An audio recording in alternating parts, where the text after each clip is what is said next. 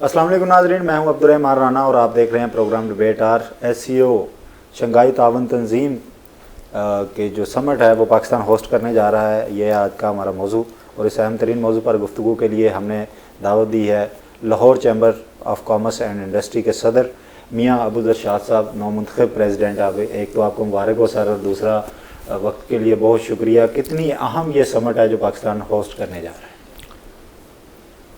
बहुत शुक्रिया। बात यह है कि हम जैसे थर्ड वर्ल्ड में गरीब मुल्कों में सबसे बड़ा प्रॉब्लम है रोज़गार का। इस वक्त हमारी आबादी तकरीबन 24 करोड़ से ज़्यादा है, जिसमें से 10 करोड़ लोग पॉवर्टी से नीचे हैं। हमारे पास तकरीबन इस वक्त 35% आबादी ऐसी है जिसकी एज 18 से 32 साल के दरमियान है। उनको रोज़गार चाहिए। अगर उनको रोज़गार चाहिए तो रोज़गार कौन देगा? रोज़गार के लिए हमें सरमाया चाहिए, सरमाए के साथ साथ इंडस्ट्री चाहिए, एग्रीकल्चर चाहिए। तो ये शंघाई और सऊदी कॉन्फ्रेंस जो हो रही है, इसकी असल मकसद ये है कि पाकिस्तान में इंडस्ट्री लगे, पाकिस्तान में ज़राअत के ऊपर काम हो, पाकिस्तान के ऊपर नहरी निज़ाम पे काम हो, पाकिस्तान में हर तरीके से कॉस्ट डूइंग बिज़नेस कम हो। बिल्कुल ठीक है। जब आप इस तरह के मामला देखते हैं तो उसके लिए फिर सबसे ज़रूरी चीज़ होती है लॉ एंड ऑर्डर पोजीशन ठीक हो। बिल्कुल ठीक है। अब देखें, आपके सामने है कि हमसाये नहीं चेंज हो सकते। अब देखें, अगर एक प्रोडक्ट अमृतसर में बनती है, वो पहले बाहर जाती है बॉम्बे, बॉम्बे से दुबई, दुबई से लाहौर आती है। तकरीबन इस चीज़ को घूमने में कम से कम 15 से 20 दिन लग जाते हैं। ठीक है। ट्रांसपोर्टेशन कास्ट बढ़ जाती है। और अगर वही चीज़ डायरेक्ट वाघा बॉर्डर से आ जाए तो 40 किलोमीटर है, 3000 किलोमीटर का सफ़र कम हो जाता है। बिल्कुल ठीक है। असल में अमन के लिए सबसे ज़्यादा जो ज़रूरी चीज़ होती है वो होता है कि मुल्क में खुशहाली किस तरह आएगी। हमने सऊदी आए, चाइनीज़ आए या कोई थर्ड पार्टी इन्वेस्टर आए, हमें ज़रूरत है इस वक्त रोज़गार की, हमें ज़रूरत है इंडस्ट्री की, हमें ज़रूरत है ज़राअत की, हमें ज़रूरत है एक्सपोर्ट की। बिल्कुल ठीक है। इन सब चीज़ों के लिए हमारे पास मैन पावर मौजूद है। सिर्फ़ और सिर्फ पॉलिसीज़ का फ़र्क है। बिल्कुल ठीक है।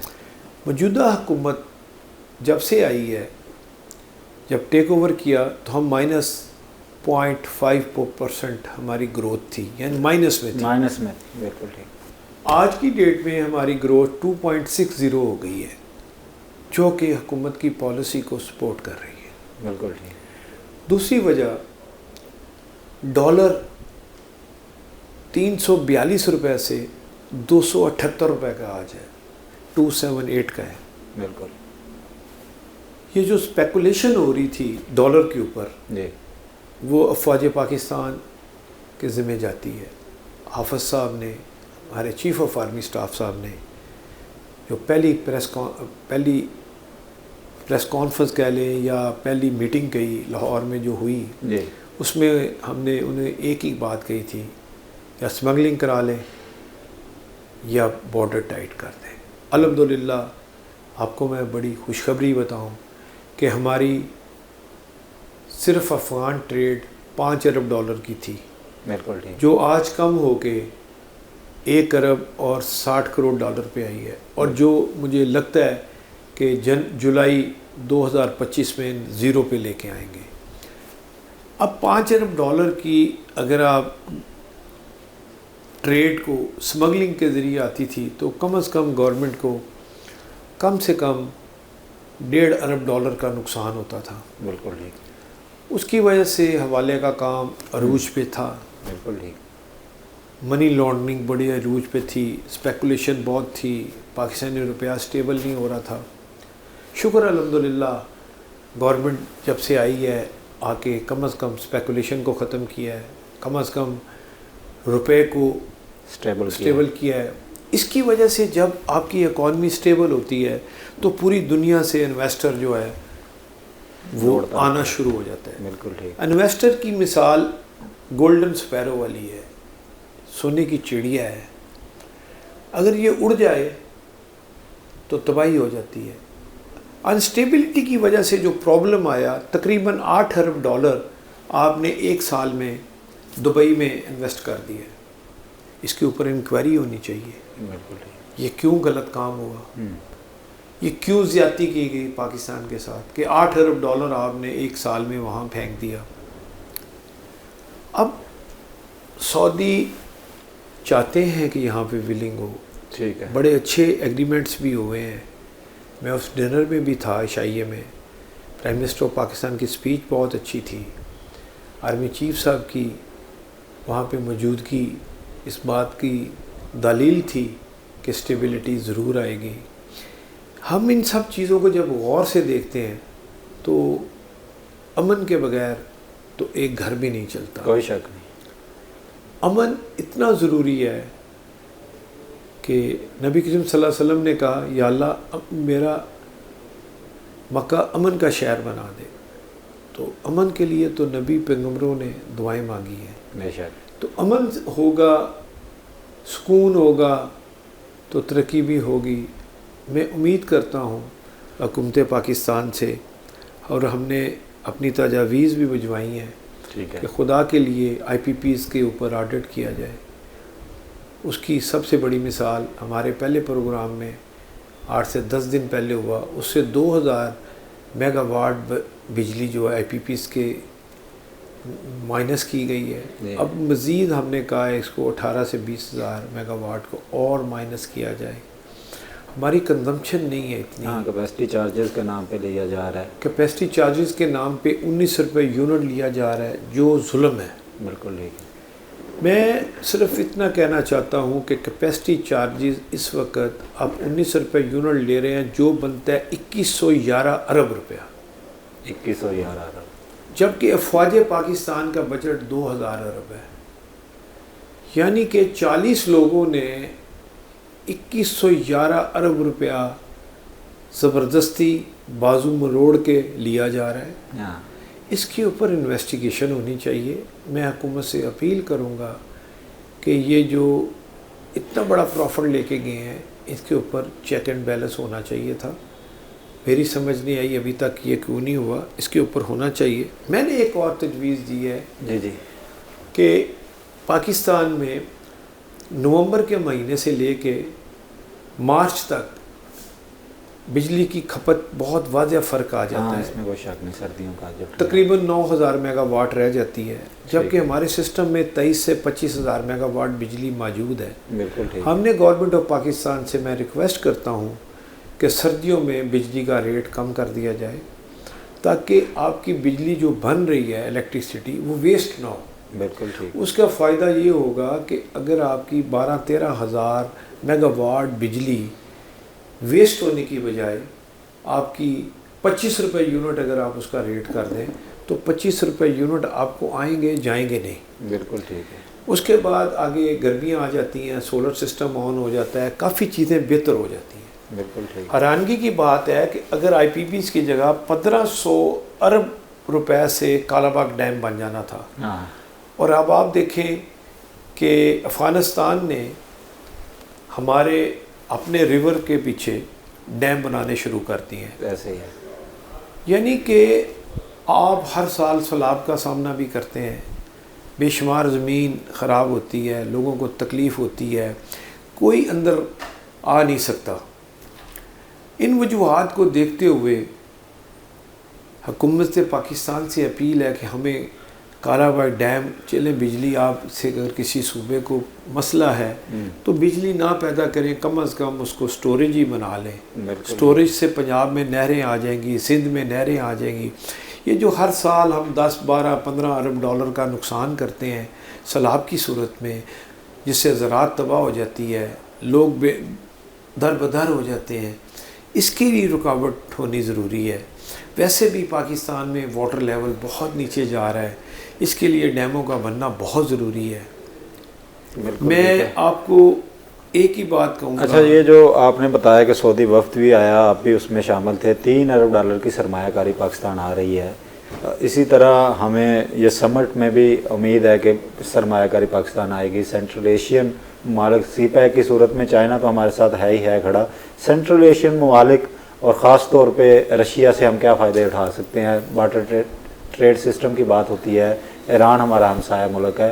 पाकिस्तान को ज़ाहिर है एक्सपोर्ट तो बढ़ानी है अपनी। क्या क्या चीज़ें ऐसी हैं, लाहौर का बिजनेसमैन क्या समझता है कि हम ये चीज़ें एक्सपोर्ट करें या इस तरह की कोई पॉलिसी बनाएं कि इन सारे जो ममालिक हैं सेंट्रल एशियन ममालिक, इनके साथ हम अपने रवाबत बेहतर करें और इनके साथ एक्सपोर्ट को बढ़ाया जा सके? मेरे नॉलेज में एक बात आई है, मैं आपके चैनल की वजह से आपको मैं बता दूं जी जी कि एक बुलेट ट्रेन बनेगी, ठीक है, जो कराची से पेशावर तक जाएगी और ठीक 4 घंटे में पहुंचेगी।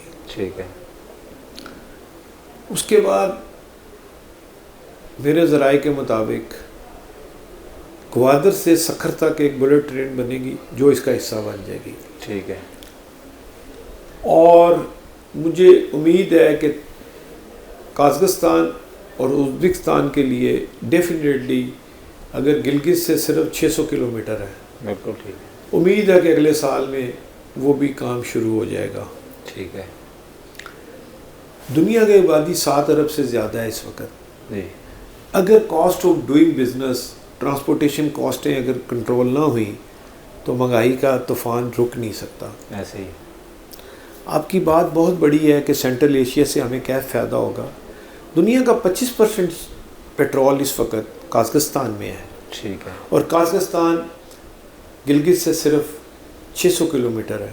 मैं समझता हूँ रिफाइनरियाँ लगे, बिल्कुल ठीक है। उससे उनका जो अल्लाह ने उन्हें नेमत दी हुई है उसका फ़ायदा होगा। बिल्कुल ठीक है। वहाँ का टेम्परेचर साल में तकरीबन 9 महीने में से 12 महीने में से 6 महीने तो माइनस रहता है। ठीक और है। 9 महीने में वहाँ पे 10 डिग्री के करीब एवरेज रहता है ठीक है। खित्ते के लिहाज। इसलिए वहाँ पे ज़राअत का भी कम होना और प्लस वहाँ पे आपका लाइफ स्टॉक का भी बिज़नेस इतना नहीं है। बिल्कुल ठीक है। इसलिए हमें तैयार होना चाहिए कि यहाँ पे हम दुनिया में हलाल मीट एक्सपोर्टर बन सकते हैं, टॉप पे आ सकते हैं। बिल्कुल ठीक है। और पोटेंशियल भी बहुत मौजूद है। चीनी, ठीक है। चीनी, हलाल मीट, चिकन, ठीक है। हम इस तरफ सारा फोकस कर दें। फोकस करना चाहिए। ठीक है। सरात हमारे पास चावल है, हाँ। हमारे पास चीनी है, चावल है, लाइफ स्टॉक है, और फिर हमारे पास लेदर है, गारमेंट्स लेदर के हैं। ये सारी चीज़ें एक्सपोर्ट हो सकती हैं। बिल्कुल ठीक है। दरअसल अब पूरी दुनिया में परचेजिंग पावर कम हो रही है। ठीक है। क्योंकि अमेज़ॉन ऑनलाइन बिजनेस ने हर जगह पे कैप्चर कर लिया है। ऐसे ही है।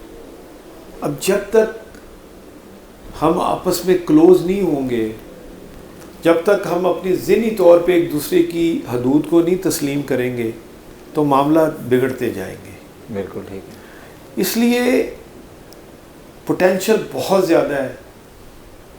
जिस दिन का इस गवर्नमेंट ने टेक लिया है, चार्ज लिया है, उससे आज दिन तक तकरीबन 40,000 इंडेक्स आपका स्टॉक एक्सचेंज से ऊपर चला गया। अब 40,000 इंडेक्स का मतलब ये है कि एक इंडेक्स 25 करोड़ का है। अच्छा, ठीक है। एक इंडेक्स का बढ़ना 25 करोड़ रुपया बढ़ता है, और 10 इंडेक्स बढ़े तो 2.5 अरब रुपया बढ़ता है। बिल्कुल। और अगर 40,000 इंडेक्स बने तो कैलकुलेटर ख़त्म हो जाता है। कहने का मतलब है कि लोगों का एतमाद बहाल हुआ है। बिल्कुल ठीक है। फॉरेनर यहाँ इन्वेस्टमेंट कर रहे हैं। पाकिस्तान में इसके अलावा मादनियात के बहुत बड़े ज़खायर हैं। मसलन इस वक्त बलूचिस्तान में सोना, चतराल से लेके गिलगित तक पूरी बेल्ट पे लिथियम मौजूद है। इतनी महंगी चीज़ है लिथियम कि जो अगला है इलेक्ट्रॉनिक गाड़ियाँ, उसके लिथियम का होना बड़ा ज़रूरी है। तो लिथियम का अल्लाह ने आपके पास बहुत बड़ा डिपॉजिट दिया हुआ है। बिल्कुल ठीक है। तो कहने का मतलब है काम करने के लिए बहुत कुछ है। ठीक है। अल्लाह ने बहुत ख़जाने दिए हुए हैं, कुरान पाक में मौजूद है। अल्लाह पाक फरमाते हैं फ़ाबी ये लाए रब्बी कुमा तो कज़्ज़बान, तुम मेरी कौन कौन सी नेमतों को जुटलाओगे। तो कहने का मतलब है हम तलाश नहीं कर रहे, हम छोटी छोटी चीज़ों पे बहस किए जा रहे हैं। अब आना चाहिए हमें चाइना की। ठीक है। अगर चाइना आता है तो हमें डॉलर को रोकना पड़ेगा। ठीक है। डॉलर को रोकने का एक ही फ़ायदा है कि हम चाइना के साथ युआन में ट्रेड करें। ठीक है। जब हम लोकल करेंसी में ट्रेड करेंगे हाँ। तो डेफिनेटली उनको हमें इंसेंटिव देना पड़ेगा। बिल्कुल ठीक। चाइना में बहुत शदीद महंगाई की एक लहर है। अच्छा। उनकी भी बेशुमार इंडस्ट्री यहाँ शिफ्ट होगी। ठीक है। अब उसको शिफ्ट करने के लिए यहाँ पे मैं समझता हूँ कि ज़मीन की प्राइस इस वक्त 4-5 करोड़ रुपए एकड़ है। मैं गवर्नमेंट से हमली गुजारिश करता हूँ इस प्राइस इसकी 2 करोड़ 1.5 करोड़ रुपए एकड़ से ज़्यादा ना हो। ठीक है। अगर आपने प्राइसेस ऊपर रखी तो लोग इंडस्ट्री नहीं लगाएंगे, या इसे 33 ईयर्स लीज पे दे दें।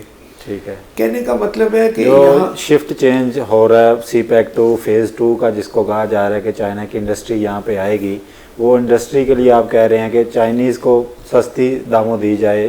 जो इंडस्ट्री नो मैं चाइनीज़ की बात नहीं कर रहा, कोई इंडस्ट्री लगाए। बिल्कुल ठीक है। उसको यहाँ पे इंडस्ट्री लगाने के लिए उसको जगह सस्ते, उसको बिजली, उसको कंस्ट्रक्शन कॉस्ट, गैस के हमारे इश्यूज हैं, इंशाल्लाह वो भी ठीक हो जाएंगे। बिल्कुल ठीक है। मामला सिर्फ इसलिए है कि इस वक्त हमें जो मेन इश्यूज है ब्लैक इकॉनमी का है। हाँ। ब्लैक इकॉनमी के ऊपर बात करनी बड़ी ज़रूरी है। ब्लैक इकॉनमी में देखें कि हमने आज से 10 दिन पहले एक प्रोग्राम किया कि ज़राअत के ऊपर टैक्स होना चाहिए, चाहे 1% हो। बिल्कुल ठीक। मॉनिटरिंग होनी शुरू हो जाए। ठीक है। देखें इस वक्त 940 अरब रुपया हर साल ज़राअत का आपकी इकॉनमी में इंजेक्ट होता है। ठीक है। उसके नुकसानात क्या हैं कि ब्लैक मार्केटिंग बढ़ रही है। बिल्कुल ठीक। मैं हुकूमत वक्त से अपील करूँगा एक एमनेस्टी दी जाए, क्योंकि बेशुमार पैसा लोगों के घरों में पड़ा है। ठीक है। उसको यूटिलाइज़ करने के लिए एमनेस्टी दें ताकि लोग अपना सरमाया बिजनेस पे लगाएं। ठीक है। और ये जो मार्कअप का रेट है 24% से आपने 17.5 किया, मैं हुकूमत वक्त से अपील करता हूँ इसको सिंगल डिजिट में लाया जाए, यानी कि 9%, 9.5% पे लाएं। बिल्कुल ठीक है। मेरा ख्याल है कि during the meeting with the prime minister of Pakistan उन्होंने वादा भी फरमाया है कि हम इसके ऊपर गौर कर रहे हैं। मेरा ख्याल है दिसंबर तक 2.5-3% और कम हो जाएगा। बिल्कुल ठीक है। बिजली का रेट भी कम हो जाएगा। हाँ, जो सबसे बड़ा इस वक्त प्रॉब्लम है लॉ एंड ऑर्डर और जस्टिस प्रॉब्लम है। ठीक है। हम जस्टिस में 135वें नंबर पे 130 से ऊपर की रैंकिंग है, आज की नहीं पता मुझे ताज़ा क्या है। ठीक है। जस्टिस के निज़ाम को बिजनेस कम्युनिटी को 90 डेज़ में डिसीजन होना चाहिए। ठीक है। अगर आप चाहते हैं कि पाकिस्तान में डिसीजन हो, इन टाइम हो, तो उसके लिए जस्टिस को ठीक करना पड़ेगा।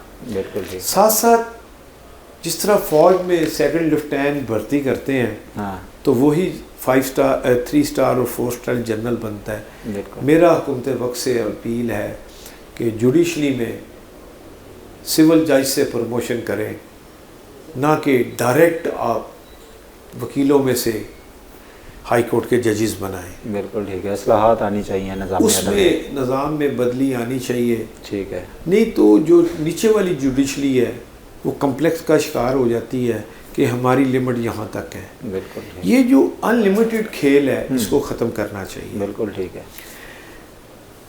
तमाम पॉलिटिक्स पार्टियों को मुआशी एजेंडे पे काम करना चाहिए। ठीक है। अगर पॉलिटिक्स तमाम पार्टियां अगर सिर्फ पाकिस्तान की बका के लिए एक जगह इकट्ठे हो जाएं और असम्बली में लड़ाई करें, सड़कों पे लड़ाइयाँ ना करें, इसके लिए आज के दोस्त कल के दुश्मन होंगे, कल के दुश्मन आज के दोस्त हो जाते हैं। ये हमें तफरकेबाजी से निकलना पड़ेगा। हमें एक दूसरे की पॉलिटिकल स्टेबिलिटी जब तक नहीं होगी मुल्क भी तरक्की नहीं कर सकेगा। बिल्कुल सही बात है। आपस में रंजिशें ख़त्म करनी पड़ेंगी। ये पाकिस्तान है तो हम हैं, हम नहीं हैं तो पाकिस्तान के बका के लिए हमें इकट्ठा होना। देखें, दो भाई हैं, लड़ाई होगी, यहाँ पानी है वहाँ कीचड़ ज़रूर होगा। बिल्कुल ठीक है। ये छोटी छोटी बातें से अब बाहर निकल के दुनिया कहाँ जा रही है। सिर्फ आपके गोश्त गुजार करूँ मैं एक बड़ी अहम बात, जी जी, पाकिस्तान की टोटल एक्सपोर्ट और रेमिटेंस जो आती हैं वो तकरीबन 60 अरब से डॉलर से ज़्यादा नहीं है, जिसमें से तकरीबन 32-33 अरब डॉलर आपको रेमिटेंस आती है, 25 से 28 अरब डॉलर आपको एक्सपोर्ट का मिलता है, जबकि ख़र्चा आपका 70 से 75 अरब डॉलर है। ये जो 10 से 15 अरब डॉलर आपका गैप है, इसको ख़त्म करने के लिए हमें एक्सपोर्ट के ऊपर भरपूर तवज्जो देनी चाहिए। ठीक है। ऑलिव के ऊपर तवज्जो देनी चाहिए, सूरजमुखी पे तवज्जो देनी चाहिए। हमें वो काम करना चाहिए जिससे पाकिस्तान के ज़र मुबादला के ज़खायर बढ़े। बिल्कुल ठीक है। जब तक ये चीज़ें नहीं होंगी इससे मामला बेहतरी की तरफ नहीं आएगा। बिल्कुल ठीक है। मैंने पहले भी कहा कि जब तक बिज़नेस कोर्ट्स नहीं बनेंगी उतनी देर तक बिजनेसमैन को सुकून नहीं आएगा। ठीक है। चेक डिफ़ॉल्ट हो जाता है, गो के चेक के ऊपर गवर्नमेंट काफ़ी सख्ती कर रही है, रिज़ल्ट भी ठीक है, मगर कुछ ना कुछ जज़ा सज़ा का जो निज़ाम है वो बेहतर होना चाहिए। बिल्कुल ठीक है। और मुआशी बहाली के लिए सादगी को अपनाना होगा। इस वक्त लंदन में सिर्फ 13 गाड़ियाँ हैं जो गवर्नमेंट की ज़रूरत पूरी कर रही हैं। बिल्कुल ठीक है। और यहाँ 80,000 गाड़ी है, तो इतना बड़ा गैप, इसको सादगी की तरफ जाना पड़ेगा। देखें कौमें तरक्की करती हैं मिलजुल के। अगर आप आपस में इसको आसान नहीं करेंगे, बिल्कुल ठीक है, ये निज़ाम नहीं चलेगा। कोई शक नहीं। आते हैं टैक्स कलेक्शन पे। मैं वही सवाल करने लगा था कि ताजरों को हुकूमत से गिला है, हुकूमत को ताजरों से गिला है कि टैक्स कलेक्शन बढ़ानी चाहिए। गवर्नमेंट कहती है कि अगर हमने पाकिस्तान चलाना है तो टैक्स कलेक्शन बढ़ानी है। लाहौर चैम्बर का जिसने भी मेंबर बनना है उसने टैक्स रिटर्न फाइल करके ही बनना है। क्या हुकूमत ऐसे इकदाम करे कि, और क्या आप लोगों की सजेशन होगी कि टैक्स नेट को बढ़ाया जा सके, आम आदमी भी टैक्स नेट में आराम से आ सके, ना कि FBR का कोई डर हो या कोई मामला इस तरह के चले? बहुत शुक्रिया। मैं बाई बर्थ टैक्स पेयर हूँ। ठीक है। देखें, हज़रत उमर फ़ारूक का वक़्त आप याद करें, उन्होंने कहा था कि अगर कोई हुकूमत को टैक्स नहीं देता तो उसको कोई हक नहीं है कि पूरे हकूक़ ले। बिल्कुल ठीक है। मैंने एक दिन वज़ीर मज़हबी अमूर आए, अल्लाह उनको जनरल फ़िरदौस में जगह दे, उनका एक्सीडेंट हुआ, फौत हो गए मुफ्ती साहब। मैंने उनसे यही सवाल किया था कि मैंने कहा मौलाना, क्या अगर आप हुकूमत को टैक्स ना दें और आप उम्रा और हज करें तो जायज़ है? तो उन्होंने कहा कि मैं उम्मीद नहीं करता था कि बिज़नेस कम्युनिटी ऐसे सवाल करेगी। ठीक है। कोई वो बंदा जो हुकूमत वक्त को नहीं मानता, उसको कोई हक नहीं है कि वो बगैर टैक्स पे किए हज और उम्रे पे निकल जाए। बिल्कुल ठीक है। देखें, अगर आप अच्छे टैक्स पेयर हैं तो आप हज पे भी जाएंगे तो आपको ये पता होगा कि मैंने टैक्स दिया है, पाकिस्तान गवर्नमेंट को दिया है। और देखें, आप सड़कें इस्तेमाल करते हैं, आप स्कूल इस्तेमाल करते हैं, पानी इस्तेमाल करते हैं, बिजली इस्तेमाल करते हैं, अपने बच्चों को पढ़ाते हैं, ये सारी चीज़ें गवर्नमेंट देती है। ऐसे अगर सड़क ना हो तो घर में कैसे पहुंचेंगे आप? बिल्कुल ठीक। मेरा मशवरा ये है कि गवर्नमेंट को चाहिए जो बंदा 18 साल का हो उसको टैक्स नंबर उसी दिन अलॉट कर दें। ठीक है, जैसे ID कार्ड अलॉट होता है वैसे टैक्स। ठीक है, ताकि टैक्स पेयर का सिस्टम ख़त्म हो। ठीक है। और जो बंदा टैक्स देता है उसको सेकंड उम्र करने की इजाज़त हो। बड़ी शानदार तजवीज़ है। नहीं तो उसको सेकंड उम्र करने की इजाज़त नहीं होनी चाहिए। हज करे, एक दफ़ा कर सकता है। ठीक है। दूसरा हज अगर उसने पढ़ना है, जाना है, तो वो टैक्स पेयर जा सकता है, दूसरा बंदा नहीं जा सकता। बिल्कुल। कहने का मतलब है कि आप चोरी करें सरकार की और चले जाएं हज पे। ठीक है। ये तरीक़ाकार मैं नहीं समझता कि टैक्स को चोरी करने के बाद आप इबादत भी करें। बिल्कुल ठीक। इन सब बातों का मकसद कहने का दीन और दुनिया दोनों चाहिए। मैं हरफ़े आखिर नहीं हूँ। हाँ। मेरे से ज़्यादा समझदार लोग दुनिया में जा चुके हैं और कब्रिस्तानों में आराम कर रहे हैं। मगर मैं एक बात करता हूँ, अगर पाकिस्तान की बका के लिए टैक्स दे दे, सिर्फ निज़ाम में फ़र्क है। मैं तो कहता हूँ मांगने वाला भी टैक्स देता है। आप पूछेंगे वो कैसे? वो सुबह उठता है, साबुन इस्तेमाल करता है, उस पर टैक्स दिया है, टूथपेस्ट इस्तेमाल करता है, उस पर टैक्स दिया है, पानी इस्तेमाल करता है, टैक्स दिया है, बिजली इस्तेमाल करता है, टैक्स दिया है, सिगरेट पीता है, टैक्स दिया है, डबल रोटी खाता है, टैक्स दिया है, गैस जलाता है, टैक्स दिया है, कपड़े पहनता है, उस पर टैक्स दिया है। हुकूमत कैसे कहती है टैक्स कोई नहीं दे रहा? सब टैक्स दे रहे हैं। टैक्स को लेने का तरीक़ाकार नहीं है। बिल्कुल ठीक है। और ये घर बैठ के तरीक़ाकार नहीं बनेगा, इसके ऊपर मुशावरत चाहिए। देखें, आप हाई कोर्ट का जज लगाते हैं तो जिसने LLB किया है उसको लगाते हैं। बिल्कुल ठीक। आप MS लगाते हैं हॉस्पिटल का तो वो डॉक्टर को लगाते हैं। ठीक है। तो मुझे नहीं समझ आई कि आप बिजनेसमैनों को क्यों नहीं टैक्स के लिए इम्पोर्टेंस देते और मुशावरत देते हैं। बिल्कुल ठीक है। अगर आपकी यही मेयार रहना है कि जनाब एक CSS का इम्तहान पास करें और उसके बाद आप टैक्स पेयर को जिस तरह मर्ज़ी फिंगर दें, ये अब नहीं चलेगा। इसकी मिसाल ये है कि अफ़गानिस्तान देख लें, कोई वहाँ PhD नहीं है, वहाँ कोई ब्यूरोक्रेट नहीं है, मगर उन्होंने $3 अरब से $12 अरब अपना जनरेट कर लिया है। तो कहने का मकसद है कि इसको जितना सादा होगा। अब 23,000 लोग इस वक्त FBR में हैं। अगर आप 23,000 लोग की तनख्वाही गिन लें तो आप परेशान हो जाएं। बिल्कुल। कहने का मतलब है कि हाज़िरी लगाने से निज़ाम को डिजिटल करना पड़ेगा, लोगों को टैक्स नेट को बढ़ाना पड़ेगा। जो टैक्स नेट को बढ़ाने के लिए सिस्टम को डिजिटलाइज करना पड़ेगा। इस वक्त आपके इल्म में मैं इजाफा करूं, इस वक्त पाकिस्तान में 55 बैंक्स हैं। 55 बैंक्स हैं। ठीक है। अगर आप स्टेट बैंक से डिटेल लें तो आप हैरान हो जाएंगे कि कितना टर्नओवर हो रहा है। और मैं समझता हूँ हुकूमत वक्त को जो बंदा टैक्स नहीं देता उसके ऊपर सही तरीके से सख्ती करनी चाहिए। हम लाहौर चैम्बर के इस वक्त 30 से 40 हज़ार के करीब हमारे मेंबर हैं।